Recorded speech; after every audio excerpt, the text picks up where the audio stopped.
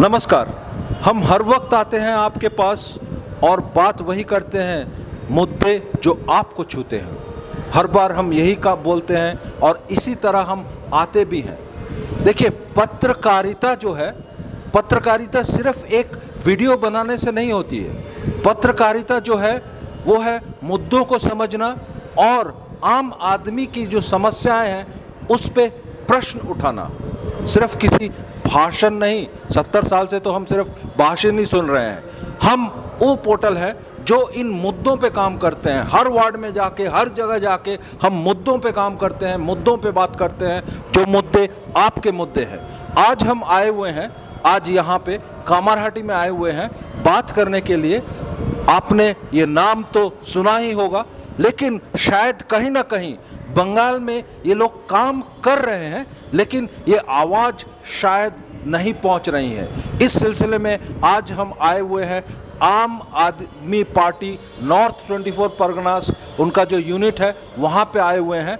हम उनसे बात करेंगे, समझने की कोशिश करेंगे कि आम आदमी पार्टी क्या सोच रहा है, क्योंकि प्रजातंत्र में ये बड़ी बात नहीं है कि कौन राजनीतिक पार्टी या राजनीतिक नेता क्या सोच रहा है। बड़ी बात यह है कि आप क्या सोच रहे हैं। इसी सोच को लेके आज हम प्रश्न करेंगे उनको।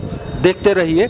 आज हम आए हैं, आपसे पहले रूबरू कराते हैं। मेरे साथ हैं आम आदमी पार्टी के अख्तर मोहम्मद इब्राहिम साहब। सर, आपका बहुत स्वागत है हमारे चैनल में। आपका भी स्वागत है। और है मोहम्मद इब्राहिम साहब। कौन है मोहम्मद इब्राहिम साहब? आप हैं। और अख्तर हुसैन साहब, हाँ, आपका बहुत स्वागत है हमारे चैनल में। और सुधीर कुमार सिंह जी, आपका बहुत स्वागत है हमारे साथ में। और ঐক্য বিশ্বাস, नमस्कार, আপনাকে স্বাগত আমাদের চ্যানেলে। तो आज हम इनसे थोड़ा सा बात करेंगे, प्रश्न करेंगे, क्योंकि जो मोहम्मद इब्राहिम साहब हैं वो प्रभारी हैं नॉर्थ 24 परगनास के विधानसभा को लेके। वो पूरी तरह से प्रभारी हैं, मतलब जिसको हम अंग्रेजी शब्द में इंचार्ज बोलते हैं। तो पूरा एक विधानसभा इनके हाथ में है। तो चलिए उनसे थोड़ा सा बात करते हैं। इब्राहिम जी, जो पहला प्रश्न हम आपसे करना चाह रहे हैं कि आपने जो स्लोगन दिया है बंगाल में आके कि हम दिल्ली मॉडल को इम्प्लीमेंट करेंगे, तो ये दिल्ली मॉडल क्या है, आप जरा समझाइए हमारे दर्शकों को। नेशन वन वॉइस, हाँ, वन वॉइस का हम आम आदमी पार्टी नॉर्थ 24 परगना के ऑफिस में स्वागत करते हैं। धन्यवाद। और सबसे पहले हमारे देश के जांबाज सिपाही 20 जो बॉर्डर पे शहीद हुए हैं उनको श्रद्धांजलि अर्पित करते हैं।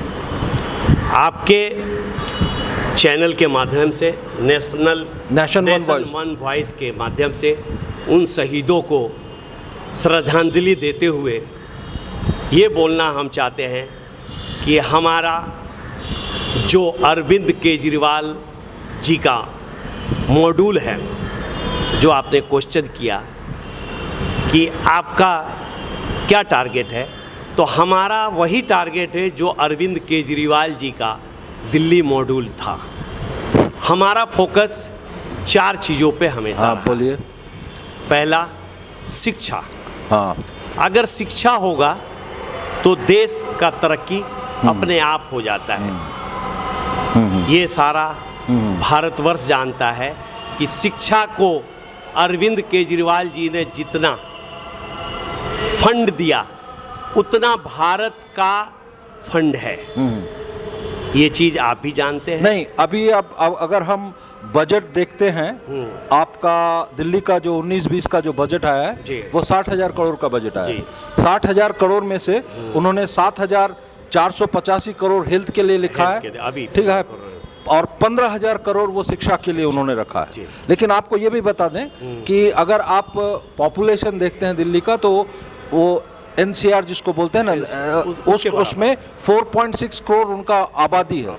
और बंगाल की आबादी अगर आप देख लें तो लगभग 9.03 करोड़, उसकी डबल आबादी है। इसको भी आपको लेना पड़ेगा। तो आप जो बोल रहे थे शिक्षा, सर मैं एक प्रश्न करना चाहता हूँ। शिक्षा का जो मापदंड होता है उसको अगर हम पकड़े तो प्राइमरी एजुकेशन सबसे बड़ा मुद्दा है, क्योंकि उसी में जिसको बोलते हैं एक इंसान की बेस तैयार होती है। तो अगर हम पश्चिम बंगाल के आंकड़े को देखें, यहाँ पे आपका ग्रॉस एनरोलमेंट जिसको बोलते हैं GER, ग्रॉस एनरोलमेंट रेशियो, ये एक आंकड़ा है जिसके तहत वो 102% है। मतलब ग्रॉस एनरोलमेंट रेशियो बंगाल में बहुत ज़्यादा है। लेकिन इसमें एक लेकिन है, स्कूल ड्रॉप आउट में बहुत ज़्यादा है। देखिए आंकड़े अलग हो रहे हैं। सेकंड, ये एक मुद्दा है। थर्ड जो मुद्दा है बंगाल में वो आकर है क्वालिटी ऑफ एजुकेशन। एक सर्वे किया गया था ये डिफरेंट डिस्ट्रिक्ट्स को लेके, वहाँ पे देखा गया है कि जो प्राइमरी एजुकेशन में 2 सब्जेक्ट्स को लेके किया गया था, एक है मैथमेटिक्स और एक है बांग्ला, लेकिन इसमें एक भी छात्र पास नहीं कर पाए। जो मिनिमम बेंचमार्क है 34% का, वो नहीं कर पाएगा। सब 21 और 25 में अटक गए। तो कहीं ना कहीं ये जो ग्रॉस एनरोलमेंट रेशियो है इसमें बंगाल सबसे आगे जा रहा है, इवन भारत से भी आगे। लेकिन स्कूल ड्रॉप आउट में वो आंकड़ा नीचे आ जा रहा है और क्वालिटी ऑफ एजुकेशन में आंकड़े नीचे आ जा रहे हैं। तो अब आप बोलिए किस तरह से आप एजुकेशन का मॉड्यूल क्या है आपका? आपको ये मालूम है कि आज के दिन दिल्ली में सरकारी और जो स्कूलें हैं वो प्राइवेट स्कूलों से अच्छा है, और वही मॉड्यूल हम यहाँ बंगाल में, पश्चिम बंगाल में हमारा ये आंदोलन शुरू है कि यहाँ पर भी सरकारी स्कूलों को उस तरह ही कर दिया जाए जिस तरह की दिल्ली में सरकारी स्कूलों का हालत आज के दिन है, कि लोग अपने बच्चों को प्राइवेट स्कूलों में न भेज कर करके सरकारी स्कूलों में भेजना चालू कर दिया। और यही हमारा मिशन तो है। यही आप दिल्ली मॉड्यूल, यही दिल्ली मॉडल को लेके हम लोग चल अब रहे हैं। स्वास्थ्य पे आपकी क्या सोच है? स्वास्थ्य आज के दिन पूरे भारतवर्ष में स्वास्थ्य का जो सिचुएशन कोरोना को लेकर के बना, और कोरोना का सामना जो दिल्ली ने किया, और जितनी टेस्टिंग दिल्ली में हुई उतना आज के दिन भारत में कहीं भी टेस्टिंग नहीं हो रहा है। नहीं, एक बात बताएं, आपका जो टेस्टिंग पर मिलियन TPM बोलते हैं जो कोरोना में, जी, टेस्टिंग पर मिलियन में बंगाल बहुत नीचे खड़ा है जी। हाँ, तो इस पे क्योंकि ये WHO का स्ट्रिक्ट जो गाइडलाइन है, पहला है टेस्टिंग, फिर आइसोलेशन, फिर ट्रीटमेंट, ये एकदम WHO का गाइडलाइन दिया हुआ है। इस पे जो आंकड़े खड़े होते हैं वो TPM मतलब टेस्ट पर मिलियन, ये आंकड़े में बंगाल बहुत नीचे खड़ा है। तो अगर स्वास्थ्य की सोच आपके पास है तो ये स्वास्थ्य की सोच किस तरह से आप बंगाल में इंप्लीमेंट करने की सोच रहे हैं? क्योंकि हेल्थ इंफ्रास्ट्रक्चर बहुत ही खराब है, ये बिल्कुल सबको मालूम है। तो इस पे आपकी क्या सोच है? हम लोगों का सोच है, हम लोग जिस दिन से कोरोना का खास तौर से जब ये पोजीशन हुआ उसके बाद से हम लोग अपना एजिटेशन बंगाल में हमेशा दीदी के पास पहुंचाने का कोशिश किया कि स्वास्थ्य का बजट फिलहाल कम से कम बंगाल अपना बढ़ा दे और दिल्ली को फॉलो करे, और यहाँ पे कोरोना के पेशेंट के लिए जितना ज़्यादा हॉस्पिटल, चाहे स्टेडियम, चाहे कोई गेस्ट हाउस, इस तरह जिस तरह की दिल्ली ने लिया उस तरह यहाँ इंतजाम किया जाए, और कोरोना के मरीजों का टेस्टिंग हो ताकि लोग सही पता चल सके कि बंगाल में हमारा कोरोना का पोजीशन क्या है। आज कोरोना का टेस्टिंग जैसे जैसे बंगाल में होता जा रहा है, आपको मालूम होगा कि आज के दिन बंगाल में कोरोना के मरीज सबसे ज़्यादा एक दिन में हो रहे हैं, ये चीज़ आप देख रहे हैं। और इसके लिए हमारा एजिटेशन चालू है कि यहाँ पे टेस्टिंग और लोगों का इलाज अच्छी तरह से प्राइवेट हॉस्पिटल और एक मुद्दे पे आते हैं। आपने जो कहा है कि दिल्ली मॉड्यूल, तो आपने एक शिक्षा कहा, फिर आपने स्वास्थ्य कहा, अब आप कौन से मुद्दे पे दिल्ली मॉड्यूल को फिर इम्प्लीमेंट करने की जा रहे हैं? और एक हमारा है बिजली, हाँ, जिसको कि लेकर करके कि मतलब आप बुनियादी मुद्दों पे काम करना चाहते हैं? बुनियादी मुद्दों पे काम करना चाहते हैं। आप लोगों का एजुटेशन भी हुआ था? एजुटेशन हुआ है सर। कल हम लोग नर्थ सुब्रमण्यम, जो हम लोग का ऑफिस है नर्थ का यहाँ CSC का, वहाँ हम लोगों ने विरोध प्रदर्शन सर किया। एक प्रश्न करना चाहूंगा, आपका जी। प्रदर्शन में हमने कवर भी किया, वो जी, के भी जी, किया, आपका शुक्रिया लेकिन कल का एक प्रश्न जो है, जी। अगर आप देखें बंगाल को जी। तो सीएससी जो सिर्फ शहर केंद्रित कैटर करती है हाँ जी। और एक प्राइवेट संस्था है, जी। अगर सही में आपको डेमोन्स्ट्रेशन देना था तो फिर वेस्ट बंगाल बोर्ड के अंडर में स्टेट इलेक्ट्रिसिटी बोर्ड को देना चाहिए था, जहां पे 80% आबादी वो लोग कैटर कर रहे हैं, क्योंकि आपका तो ये 20% आबादी सिर्फ कैटर करती है, वो भी नहीं, उससे भी कम ये आपका सीएससी। तो आपने क्यों सीएससी को चुना, आपने वेस्ट बंगाल स्टेट इलेक्ट्रिसिटी बोर्ड को क्यों नहीं चुना?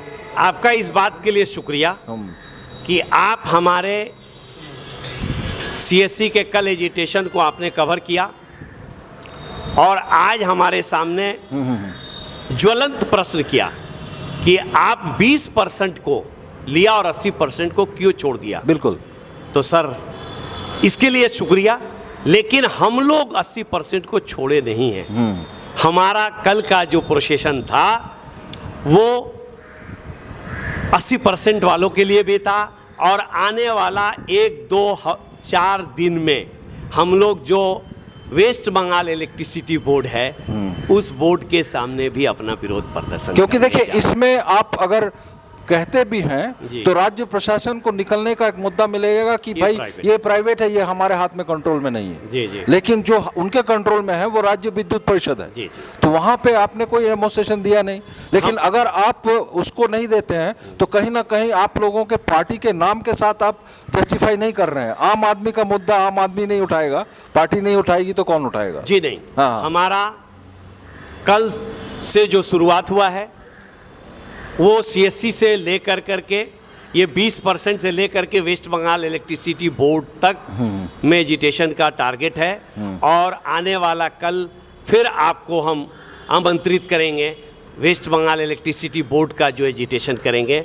और इसके लिए आपने जो कहा कि आपने 80% को छोड़ दिया है, तो हमने 80% को छोड़ा नहीं है, हमारा टारगेट में है। शुरुआत कल से हो गया है कि हम लोग जो है विरोध प्रदर्शन शुरू कर दिए, जबकि बहुत दिनों से हो रहा था, लेकिन हम लोग सामने नहीं आ पा रहे थे, आपका नज़र हमारे ऊपर नहीं हो रहा था। अब आपका नज़र हमारे ऊपर हुआ है, तो आने वाला कल वेस्ट बंगाल इलेक्ट्रिसिटी बोर्ड वाला भी जो प्रदर्शन है आपको नज़र आएगा और हम 80% तो सर अब आपका बुनियादी मुद्दे पे अगर आते हैं तो आम आदमी पार्टी कहीं ना कहीं आम इंसान के जो बुनियादी मुद्दे हैं उन पे काम करेंगे, क्योंकि पिछले 70 साल में अगर आप देख लीजिए तो ये जो हमारी बुनियादी ज़रूरतें हैं आम इंसान की, अगर हम जाते हैं अनएम्प्लॉयमेंट, बेरोजगारी, शिक्षा, प्राथमिक शिक्षा, स्वास्थ्य, फिर आपका और एक जो मुद्दा आ रहा है वो है मेल न्यूट्रिशन। हाँ, ये बहुत बड़ा एक मुद्दा है। ये जो बुनियादी मुद्दे हैं इस पे कहीं ना कहीं शायद ठीक से काम नहीं किया गया। सुपरफिशियल काम वो अलग बात है, कॉस्मेटिक जिसको बोलते हैं वो काम अलग बात है, लेकिन सही मायने में जो काम आदमी के तक पहुंचना चाहिए शायद नहीं पहुंचा है। तो ये इस मुद्दे पे आप थोड़ा कहना क्या चाहेंगे? अगर आम आदमी आपके पश्चिम बंगाल में जो आ रही है, क्यों आपके जो आम इंसान है वो आपको चुनेंगे? क्योंकि आप जो मुद्दे बोल रहे हैं उसमें आपने 2 मुद्दे बोले, 3 मुद्दे चुने हैं, आप बिजली तक आए हैं, इसके बाद आप क्या मुद्दा चुनना चाहते हैं? असली मुद्दा आपको मालूम है कि पश्चिम बंगाल का सबसे बड़ा मुद्दा श्रमिक है और पश्चिम बंगाल, सर पश्चिम बंगाल सिर्फ नहीं, भारत का मुद्दा बेरोजगारी सबसे बड़ा मुद्दा है। लेकिन हम तो अभी पश्चिम बंगाल के लिए हैं। आप पश्चिम बंगाल में भी इसलिए एक आप है, पश्चिम क्योंकि ये बंगाल के- भारत का ही अंग है, ये कोई अलग नहीं तो है। हम आप पश्चिम बंगाल पे क्वेश्चन बेरोजगारी बहुत बेरोजगारी पे बहुत किया, बड़ा मुद्दा तो है। हम अभी पश्चिम बंगाल के लिए आपका क्वेश्चन को लिए हैं। भारतवर्ष में हमारे अरविंद केजरीवाल जी का एक ही नारा है, कोई ऐसा आदमी नहीं हो जिसके पॉकेट में पर डे न्यूनतम मजदूरी न पहुंचे। नहीं, उन्होंने अनाउंस किया है। हाँ। सर 5,000 रुपया पर मंथ का वो जो अनाउंसमेंट किया ये है, हुआ दिहाड़ी मजदूरों के लिए। दिहाड़ी मजदूरों का, और इसके अलावा और फ्री राशन भी दिया है ये उन्होंने राशन, 3 महीने का। ये कोरोना के वक्त का है और आपको ये मालूम हो जाना चाहिए, आप एक पत्रकार हैं और बहुत अच्छी तरह जानते हैं कि अरविंद केजरीवाल जी ही एक ऐसे मतलब सीएम हुए जो कि पहला न्यूनतम मजदूरी को लागू किया दिल्ली में, ये आपको मालूम भी होगा।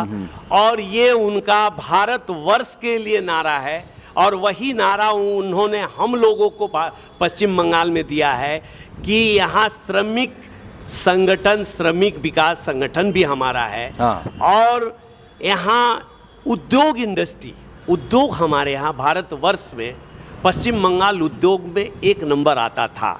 और यहाँ के श्रमिकों का सबसे पहले न्यूनतम जो हमारे अरविंद केजरीवाल जी ने किया कि इनको न्यूनतम 575 रुपया किसी हाल में मिलना चाहिए, यहाँ पे लागू करने के लिए हम लोग कटिबद्ध हैं। और हर मजदूर के पॉकेट में यहाँ पे 575 जो रोज का मिलना चाहिए। ये भारतवर्ष का सबसे बड़ा मुद्दा है।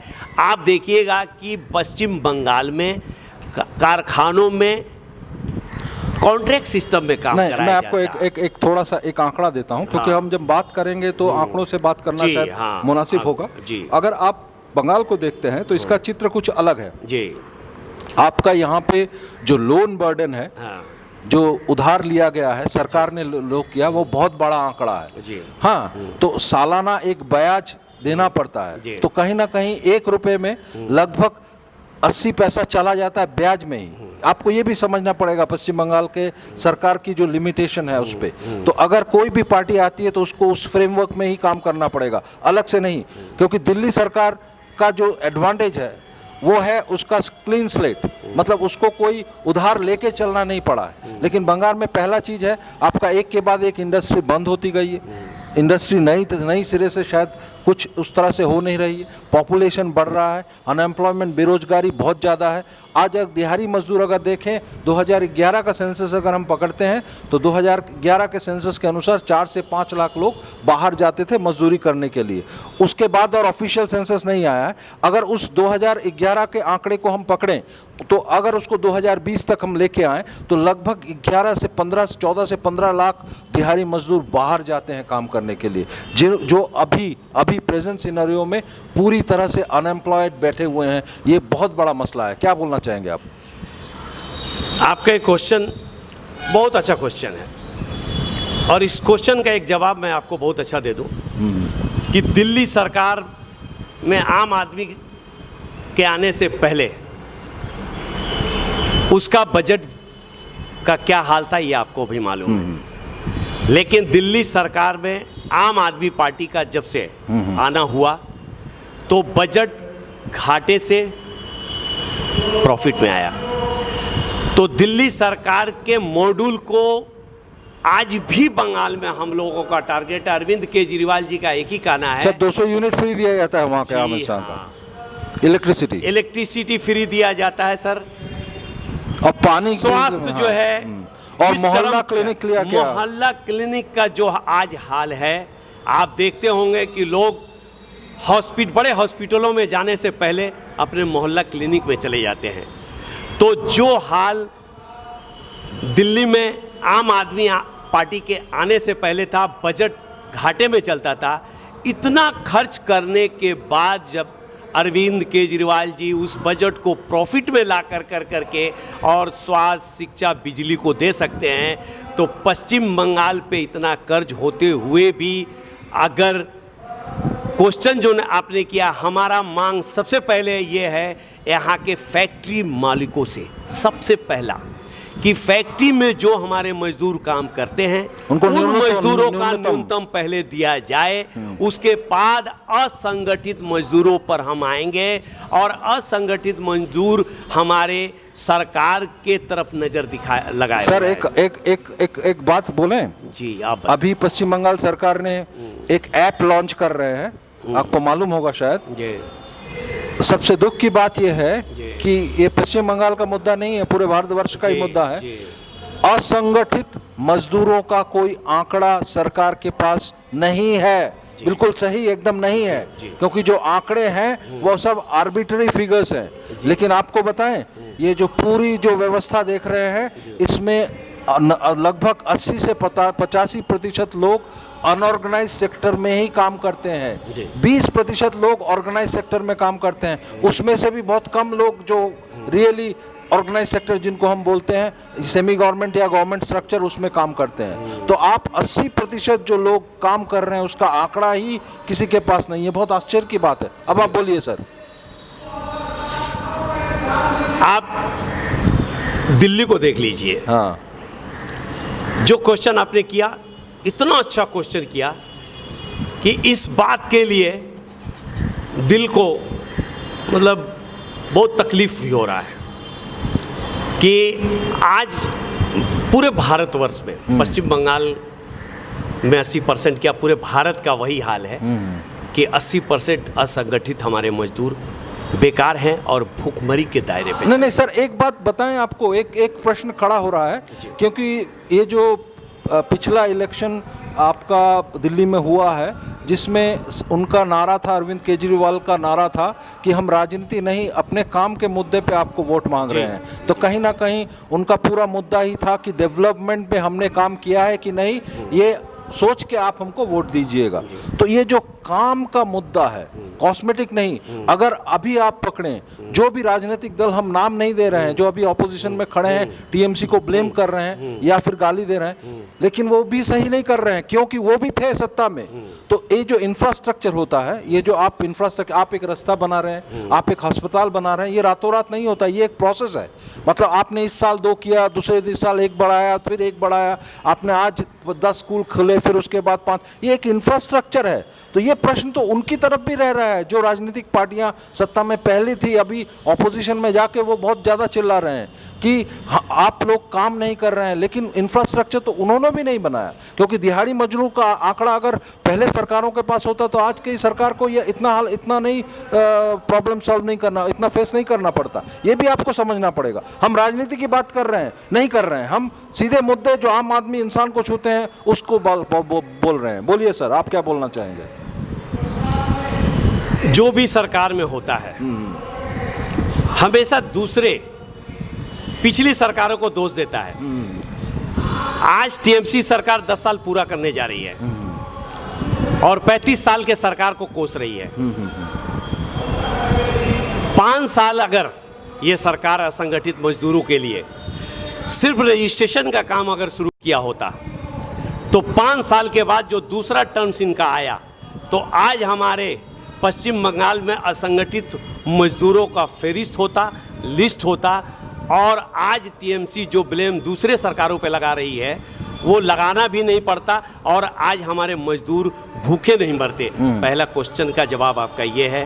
और इसका उदाहरण जो आप एक क्वेश्चन का आंसर भी आपके बात में निकल के आया कि अरविंद केजरीवाल जी ने सिर्फ एक चीज़ कहा, भाइयों मैंने अगर काम किया है तो आप मुझे वोट देना, मुझे किसी भी पार्टी को विरोध में एक शब्द भी नहीं बोलना है। और वही बात मैं यहाँ आज दोहराता हूँ कि आम आदमी पार्टी का, अरविंद केजरीवाल जी का, हम लोगों को डायरेक्ट ये इंस्ट्रक्शन है कि टीएमसी क्या कर रही है इसका नहीं, हम क्या करेंगे। अरविंद केजरीवाल जी के नेतृत्व में जो दिल्ली में हुआ उसको हम यहाँ इम्प्लीमेंट किस तरह करेंगे। हमारे पास खाका बना हुआ है और हमको दूसरे पे ब्लेम न कर करके आने वाला कल अगर आम आदमी पार्टी का यहाँ कुछ भी हुआ, चाहे जिस हालत में हो, तो हम अरविंद केजरीवाल के मॉडल को दिखा देंगे कर करके कि कहीं का भी बजट अगर नुकसान में, घाटे में है तो प्रॉफिट में होता है और पब्लिक के लिए सरकार होती है, जो कि अरविंद केजरीवाल। तो मैं आपको अगर समझ सका हूं तो कहीं ना कहीं आप लोगों का ये दिल्ली मॉड्यूल जो है वो सिंपल एकदम है कि आपका जो पूरा जो ये खाका बना हुआ है ये पूरी तरह से है डेवलपमेंट के ऊपर आप काम कीजिएगा। मुद्दे ये बुनियादी मुद्दे, शिक्षा, स्वास्थ्य और पानी, बिजली और रास्ते, ये जो आम मुद्दे हैं आदमी को लेके, जो साधारण आदमी के जो मुद्दे हैं, उस पे जो दिल्ली नहीं पूरे भारतवर्ष में मुद्दे, हम उसको करेंगे, उसी मुद्दे पे आप काम कीजिएगा, ये उसी में आप काम कीजिएगा। तो सर हम आपके दूसरे सहकर्मी के पास आते हैं, उनसे थोड़ा सा बात करते हैं। आपके ये अख्तार सुधीर सिंह जी, सुधीर सिंह से जरा पूछेंगे, जरा माइक उनको दीजिए। तो हाँ सुधीर जी, आप तो इस इलाके से जुड़े हुए हैं, तो अगर हम पूछे कि नॉर्थ 24 परगनास में आपका जो सबसे बड़ा मुद्दा आपको क्या लगता है? आप तो एक राजनीतिक दल है, আপনি তো একটা রাজনৈতিক দল করছেন, তো আপনার মনে হয় উত্তর চব্বিশ পরগনা এই যে সবথেকে বড় সমস্যাটা কি মনে হচ্ছে আপনার এতদিন ধরে যে আপনি এখানে রাজনীতি করছেন? আমাদের নর্থ চব্বিশ পরগনা সবার চেয়ে বড় সমস্যা হচ্ছে শিক্ষা। একটু কাছে নিন। আমাদের নর্থ চব্বিশ পরগনাতে সবার সব চেয়ে বড় স্যার, এটা শিক্ষাটা হচ্ছে গ্রস স্টেটমেন্ট। শিক্ষাটা পুরো ভারতবর্ষের সমস্যা, প্রাইমারি এডুকেশন পশ্চিমবঙ্গ পুরোটাই সমস্যা। আমি একটা আপনাকে একটু আগে পরিসংখ্যান দিলাম, ওনার সাথে যে কথা বলতে এসেছিলাম সেটা আছে, কারণ দুটো অ্যাসপেক্ট আছে, শুধু কতগুলো স্কুলে এনরোলমেন্ট করা নয়, স্কুলে যে কোয়ালিটি অফ এডুকেশন সেটা নিয়েও প্রশ্ন থেকে যাচ্ছে, স্কুল থেকে যে লোককে বাচ্চারা ছেড়ে দিচ্ছে ড্রপ আউট সেটাও থেকে যাচ্ছে। কিন্তু আপনি যখন নর্থ চব্বিশ পরগনা কাজ করছেন সেখানের কি স্পেসিফিক সমস্যা? কেন এখানে একটা পপুলেশন যেখানে আছে, এখানে কসমেটিক পপুলেশন, মানে পুরোপুরি একটা মিক্সড পপুলেশন, চাকরিজীবী আছে, ব্যবসাদার আছে, গরিব মানুষ আছে, একদম গরিব আছে, বিলো পভার্টি লাইন লোকও আছে। তাহলে সবথেকে বড় সমস্যা আপনার এখানে কি মনে হচ্ছে? আনএমপ্লয়মেন্ট, এডুকেশন, রাস্তাঘাট, ট্রান্সপোর্টেশন, কোনটা আপনার কাছে সবথেকে প্রথম প্রাইমারি কোনটা মনে হচ্ছে? প্রথমটা হচ্ছে চাকরি, আনএমপ্লয়মেন্ট আমাদের নর্থ চব্বিশ পরগনায় যেগুলো ছিল আপাতত সব কটাই বন্ধ। একটা উদাহরণ দিন, যেরকম একটা উদাহরণ দিন। বেসকো, হ্যাঁ, আপনার এই আপনি যেখানে দাঁড়িয়ে আছি এটা ইন্ডাস্ট্রিয়াল বেল্ট বলে, এটা আমাদের ব্যারাকপুর ইন্ডাস্ট্রিয়াল বেল্ট। হ্যাঁ, হ্যাঁ। আমাদের এই ইন্ডাস্ট্রিয়াল বেল্টের মধ্যে 5খানা কটন মিল ছিল। হ্যাঁ। আমি 5টা কটন মিলের নাম আপনাকে বলি। নাম বলুন। বসন্তী কটন মিল, হ্যাঁ। বঙ্গোদর কটন মিল, হ্যাঁ। Sodepur cotton mill, Vidyasagar cotton mill আর বঙ্গশ্রী কটন মিল। এইটা 5টা আমাদের পশ্চিমবাংলার 1 নম্বর কটন মিল ছিল। আমাদের এই বেল্টে ব্যারাকপুর বেল্টে সবগুলোই বন্ধ হয়ে গেছে। 7খানা রোলিং মিল ছিল। Shibshankar rolling mill, Katiya rolling mill, Agarwal hardware, Bengal rolling mill, Kankas Ispat limited, Hanuman rolling মিল, আপাতত ঠিক আছে, যা মনে পড়ছে। হ্যাঁ, এগুলো কি সব বন্ধ হয়ে গেছে? হ্যাঁ। তারপরে আপনার 4খানা ওয়্যার ফ্যাক্টরি ছিল। আচ্ছা, এখানে তো জুট মিলও মাঝে মাঝে বন্ধ হচ্ছে, বন্ধ খুলে যাচ্ছে। এখানেই আপনাদের এখানে সব থেকে বড় জুট মিল একটা রয়েছে। আমাদের এখানে আগরপাড়া জুট মিল, হ্যাঁ, জুট মিল আছে, কেলভিন জুট মিল আছে। হ্যাঁ, তাহলে এই যে শ্রমিকদের, আপনি কি তাদের সাথে কথা বলেন যে তাদের কি সমস্যা দৈনন্দিন? তাদের সবার চেয়ে বড় সমস্যা হচ্ছে পিএফ, আচ্ছা, এসআই, হ্যাঁ, ওদের মাইনে যার মিনিমাম ওয়েজ সেটা ওরা পাচ্ছে না, একেবারে কম পয়সার মধ্যে ডেলি বেসিসে, মানে 250-260 টাকার হিসেবে দিয়ে ওদেরকে কাজ করানো হচ্ছে। দিন কামায় দিন খায় লোকেরা, মানে একেবারে ওদের অবস্থা খুবই খারাপ। মানে আপনি যদি আপে রাজনৈতিক কর্মী হিসাবে আপনি কাজ করতে চান এই নর্থ চব্বিশ পরগনায়, প্রথম আপনার কি এইটা আপনার প্রথম প্রায়োরিটি হবে যে আমি আনএমপ্লয়মেন্ট নিয়ে বেশি কাজ করব এই জায়গাটায়? হ্যাঁ। তা কি বোঝাতে চাইবেন তাদেরকে যে আপ যদি ক্ষমতায় আসে এই রোলিং মিল বা এইগুলো আমরা যদি খুলে দেবেন? আমরা যদি ক্ষমতায় আসি, সবার ফার্স্টে আমরা ওইগুলো তো দেখেন খুলারটা আমাদের হাতে নয়, কিন্তু যে মালিক আছে মালিকদের সঙ্গে বসে একটা আলোচনা তো করা যেতে পারে যে আপনাদের কি অসুবিধা, কারখানাগুলো কেন বন্ধ হলো।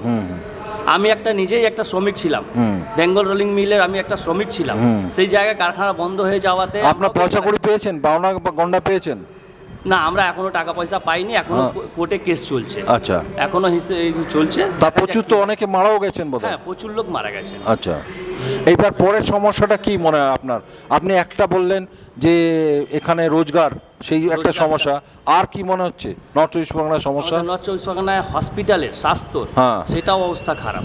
আমাদের শহরের দিকে তো 2-4টে হসপিটাল আছে, কিন্তু গ্রাম সাইডে যেরকম সন্দেশখালী, হিঙ্গলগঞ্জ, ওটা তো অনেক দূর। আপনি এখানে বলুন না, এখানে বিএন বোস হসপিটাল বাদ দিয়ে বিএন বোস একটা হসপিটাল আছে, সাগর দত্ত হসপিটাল আছে, আর ওইদিকে পানিহাটি জেনারেল হসপিটাল আছে।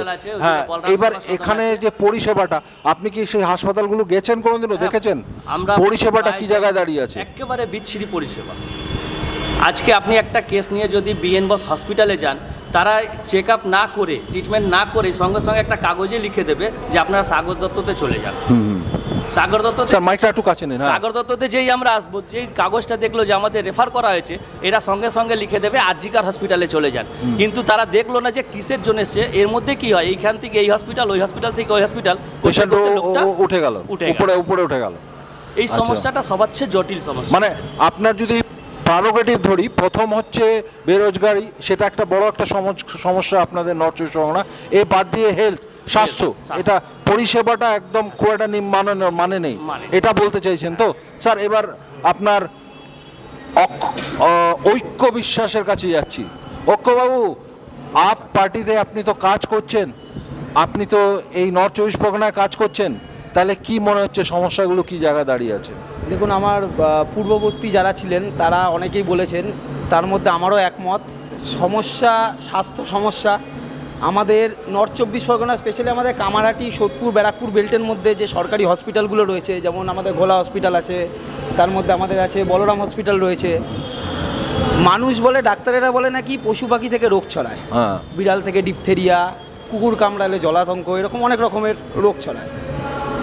আমার চোখে দেখা ঘোলা হসপিটালে পেশেন্ট নিয়ে গেছি, যে বেডের মধ্যে পেশেন্ট শোয়, সেই পেশেন্ট মানে বেডের মধ্যে বিড়াল শুয়ে রয়েছে।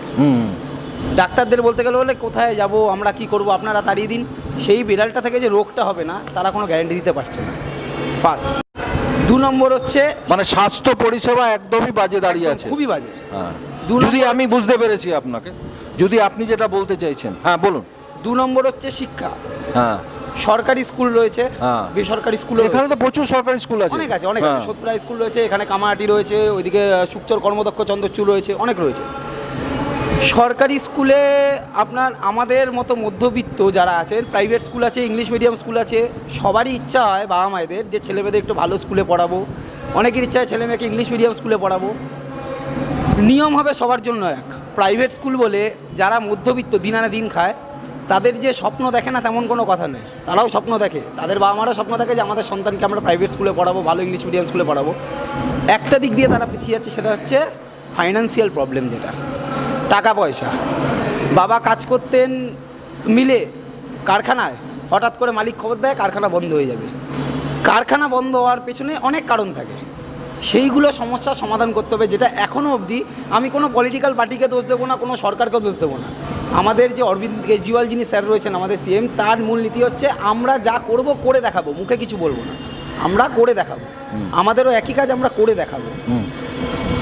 আমি এইটুকুনি বলবো, সরকারের সেই সব মালিকদের নিয়ে বসা উচিত, কি প্রবলেম, কি সমস্যা, সেগুলো সমাধান করা উচিত। এতজন লোক একটা কারখানায় কমপক্ষে 10 থেকে 11 জন শ্রমিক কাজ করে, 11,000 জন শ্রমিক কাজ করে। এমনি এমনি তো তাদের পেটেই ভাই লাথি মারতে পারে না, তারা কোথায় যাবে? তাদেরও তো সংসার চালাতে হয়, বউ বাচ্চা সংসার রয়েছে। ঠিক আছে, আমরা বুঝতে পেরেছি আপনার যেটা। এবার আপনি একটু ইব্রাহিম সাহেবকে দিন, ইব্রাহিম সাহেবকে। হ্যাঁ হ্যাঁ, কি আমাদের কাছে শ্রমিক বিকাশে হ্যাঁ হ্যাঁ দুজন বসে রয়েছে, হ্যাঁ, আক্তার হোসেন, हाँ हाँ একটু হিন্দিতে। ठीक है। अख्तर भाई, प्रॉब्लमটা বলে দেন। आप थोड़ा किस मुद्दे पे आप बात करना चाह रहे हैं? सर, सबसे पहले तो मैं जूट मिल के ऊपर बोलने चाह रहा हूँ। हाँ बोलिए।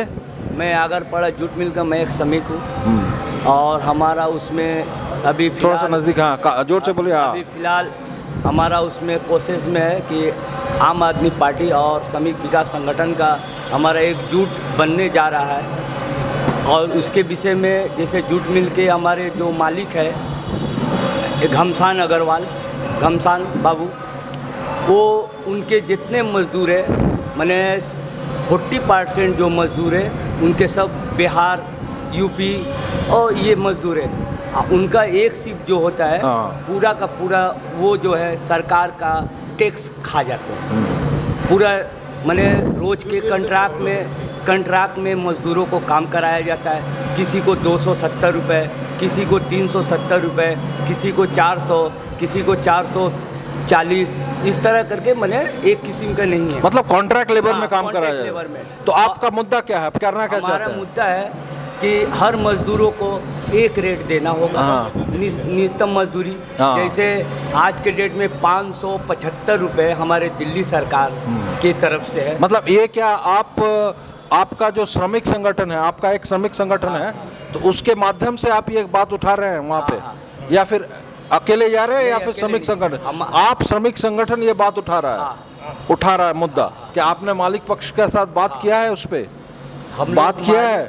हम लोग गेट मीटिंग करते हैं, हाँ। और मजदूर क्या कोई डेमोन्स्ट्रेशन दिया है, क्या आपने कोई धरना दिया है? हाँ कुछ सर, किया है हम आपने? लोग आंदोलन करते हैं, हाँ। धरना देते हैं मजदूरों से, हाँ। हम लोग बात करते हैं, मगर यहाँ पे जो 6-7 ट्रेड यूनियन है हम लोगों को चाप दिया जाता है। क्या चाप दिया जाता है? मैंने ये लोग बात नहीं सुनते हैं, हाँ। हम लोग को अंदर जाने नहीं दिया जाता है, और इसी विषय में हम लोगों को ये किया जाता है। अच्छा ठीक है, तो मैं थोड़ा अभी आना चाहूँगा इब्राहिम साहब के पास।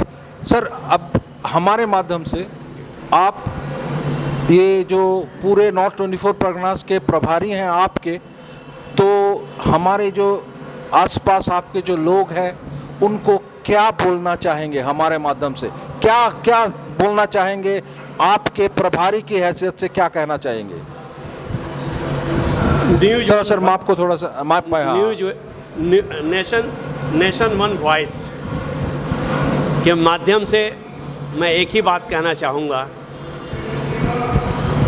कि पश्चिम बंगाल के सभी लोगों, आप अरविंद केजरीवाल जी का कार्य को देख करके, अरविंद केजरीवाल जी ने पहले टर्म्स में जो किया उस वादे को निभाते हुए जीत हासिल की। दूसरा टर्म्स चल रहा है और इस दूसरे टर्म्स में भारतवर्ष में एक ऐसा संक्रमण आया जिसको कि कोविड-19 कहते हैं, और अरविंद केजरीवाल जी ने ये साबित कर दिया कि 5 साल पहले जो अरविंद केजरीवाल काम करके आए थे और आज कोविड-19 के वक्त में भी इस संक्रमण के साथ दिल्ली का विकास को भी लेकर के चल रहे हैं, और वही मॉडल पश्चिम बंगाल में हम लोग लाना चाहते हैं। आम आदमी पार्टी का यही नारा है, और आपके इस नेशन वन वॉइस के माध्यम से चाहेंगे कि लोग हमें आने वाले कल में पश्चिम बंगाल में स्थापित करें। सर एक मैं थोड़ा सा माफ़ कीजिएगा, मैं थोड़ा इंटरवेन कर रहा हूं आपको। आप जो बोल रहे थे अभी, अगर आप देखें सबसे बड़ा मुद्दा जो खड़ा है वो स्वास्थ्य है, क्योंकि एक इंसान बचेगा तब तो दूसरा कुछ सोचेगा। तो अभी सबसे जो आतंक लोगों में फैला हुआ है वो कोरोना का आतंक फैला हुआ है। तो अगर आपकी पदचाप जिसको बोलते हैं फुटप्रिंट, अगर आपको बंगाल में देखना है तो हमने कहीं नहीं देखा कि आम आदमी ने कहीं भी डेमोस्ट्रेशन दिया है, धरना दिया है कि भाई आपका यहाँ पे जो स्वास्थ्य है इतना ख़राब हालत में है, लोग मर रहे हैं। तो इस पे आप लोग क्या सोच रहे हैं, क्या कोई आपका सोच विचार है? क्योंकि देखिए जितने भी राजनीतिक दल है वो कहीं ना कहीं जो भी कर रहे हैं, आप अभी इलेक्ट्रिसिटी को लेके कर रहे हैं, लेकिन जो मेजर मुद्दा है इस पर कोई बात नहीं उठा रहे हैं। ये जो मेजर मुद्दा खड़ा हुआ है, सबसे बड़ा मुद्दा खड़ा हुआ है, इस पे सब भाषण दे के निकल जा रहे हैं, लेकिन इस पे आपकी क्या सोच है? नेशन वन वॉइस के माध्यम से मैं ये बताना चाहता हूँ, आपके दृष्टि में ये लाना चाहता हूँ कि इस कोविड-19 के इस संक्रमण के समय में आम आदमी पार्टी वेस्ट बंगाल हर वक्त एजिटेशन कर रही है। ये आपके दृष्टि में अभी तक नहीं आया है, इसलिए आप ये क्वेश्चन किए, बहुत अच्छा क्वेश्चन किए। लेकिन मैं आपको ये बता दूं कि हम लोग जिस दिन से 22 मार्च के बाद लॉकडाउन जब से हुआ है, आम आदमी पार्टी त्राण का काम लोगों के पास सर एक थोड़ा सा आप माफ़ कीजिएगा सर, ये नॉर्थ 24 परगनास में कितने लोगों तक आपने पहुंचाया है? आप जो त्राण की बात कर रहे हैं जी, 100, 200, 500, 1000, 2000 कितनों तक पहुंचे हैं सर? आप लोग कितनों तक पहुंचाया है? कितने वार्ड कवर किए, कितने म्यूनिसिपैलिटी को आपने कवर किया है सर? हम लोग 14 म्यूनिसिपैलिटी में हाँ लोगों के कौन कौन सा सर नाम बोलिएगा? বলুন মিউনিসিপ্যালিটি কি কোন কটা কভার? 14টা মিউনিসিপ্যালিটি আমরা কভার করেছি। হ্যাঁ কোনটা কোনটা? বরানগর, কামারহাটি, হ্যাঁ, পানিহাটি, হ্যাঁ, খর্দা, হ্যাঁ, টিটাগড়, হ্যাঁ, ব্যারাকপুর, হ্যাঁ, নওয়াপাড়া, হ্যাঁ, ভাটপাড়া, দেগঙ্গা, বারাসাত, হ্যাঁ। মধ্যমগ্রাম। এখানে আপনারা কি করেছেন? ওখানে আমরা ফার্স্টে তো প্রথম দিকটায় যেরকম বরানগরে আমরা ডেলি 50টা ফ্যামিলিকে 200 লোককে ডেলি রান্না করে আমরা খাইয়েছি প্রত্যেকটা দিন।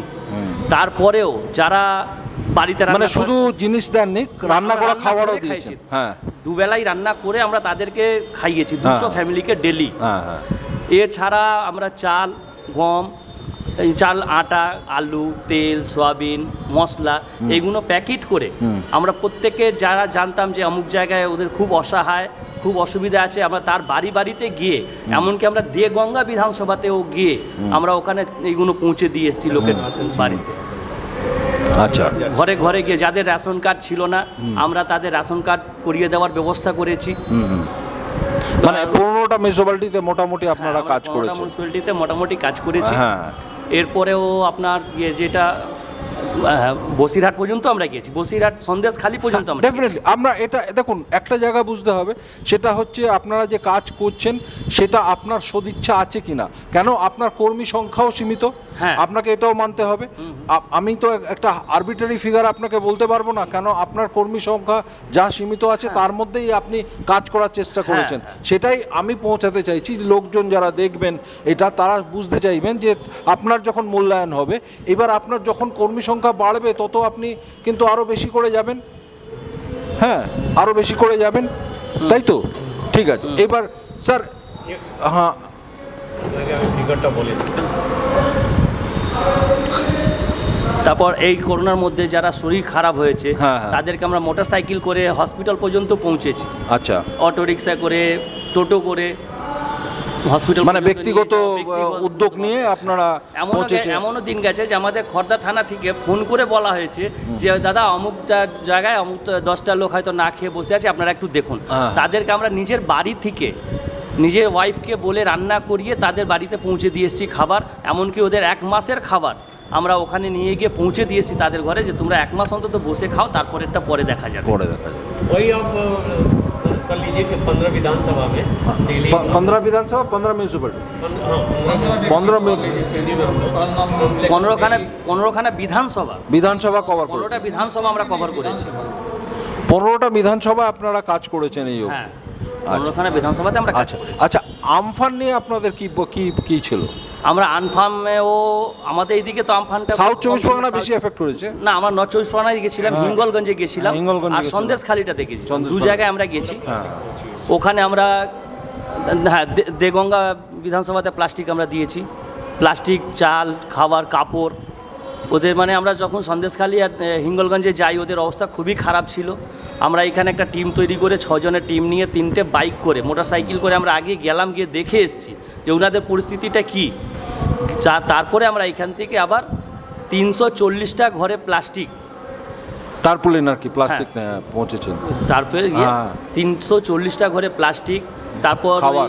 মোটামুটি খাবারের জিনিস, বাচ্চাদের কাপড়, বয়স্কদের কাপড়, লুঙ্গি, গামছা এগুলো নিয়ে সবাইকে আমরা ঘরে ঘরে গিয়ে পৌঁছে দিয়েছি। ঠিক আছে, ধন্যবাদ। এবার हम जो बात कर रहे थे, आपको जो बोल रहे थे कि मुद्दों पे बात कर रहे थे, तो आम आदमी पार्टी के नॉर्थ 24 परगनास के प्रभारी से बात कर रहे थे, उनके जो टीम मेंबर हैं उनसे बात कर रहे थे, समझने की कोशिश कर रहे थे। लेकिन एक बात तो स्पष्ट है कि कहीं ना कहीं उनकी सोच, ये आपको समझना है कि उनकी सोच थोड़ी सी अलग दिशा, मतलब वो सिर्फ डेवलपमेंट मुद्दे पे काम करना चाह रहे हैं। जहाँ तक हम बात किए और समझ पाए हैं उन लोगों को, हम आप तक यही पहुंचाने की कोशिश कर रहे हैं कि हम प्रश्न करते हैं, प्रश्न जो आपके दिल में है हमने उनको किया, उन्होंने उत्तर दिया। अब आपको देखना है सही है गलत है, ये आपको सोचना है। हमने पहले भी कहा था हम किसी राजनीतिक दल के प्रवक्ता नहीं है, उसको प्रमोट नहीं करते हैं, लेकिन निरपेक्ष चैनल होने के लिए हम जो काम करना है वही करते हैं, अपना निरपेक्ष मतामत रखते हैं। सोचना आपको है, आपके कमेंट्स का हमको इंतज़ार रहेगा बेसब्री से। देखते रहिए, बने रहिए। मैं नंददुलाल भट्टाचार्य, मेरे साथ मेरे सहकर्मी जावेद हुसैन, कामरहाटी, नॉर्थ 24 परगनास।